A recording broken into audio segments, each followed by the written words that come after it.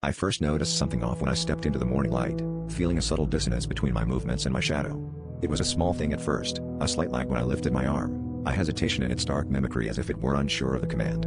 My friends dismissed it as a trick of the light, but as the days passed and the sun's arc grew lower, the shadow's defiance only deepened, becoming increasingly erratic and deliberate.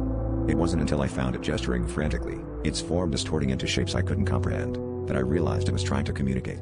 What could be so urgent that my own silhouette had grown desperate enough to defy nature itself? Determined to decipher its message, I spent my days in the sun, tracing its movements and trying to understand its silent language. My apartment on the 4th floor offered a perfect vantage point for observation, yet the more I studied it, the more unnerved I became. It seemed to anticipate my every move now, twisting into bizarre configurations that left me chilled to the bone. In the afternoon light, it stretched thin and long across the floor, spelling out something I couldn't yet grasp. I began to feel a creeping dread, a growing suspicion that whatever it wanted to convey was something I wasn't prepared to face. As the sun dipped towards the horizon, my shadow grew frenzied, its movements frantic and wild.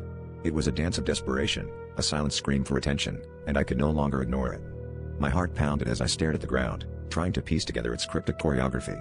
Then, as the last sliver of sunlight stretched across my room, it finally formed a coherent shape, a warning. It was a name, my own, followed by a single word, danger. Panic surged through me as the light faded and the shadow snapped back in line, leaving me alone with a gut-wrenching fear of what was to come. Night fell, and with it, a chilling clarity. My shadow had been trying to protect me, to warn me of something lurking just beyond my perception. I locked my doors and windows, feeling a presence closing in, one that was now unfettered by the constraints of daylight. As the darkness enveloped me, I realized that whatever threat my shadow had tried to reveal was now free to roam.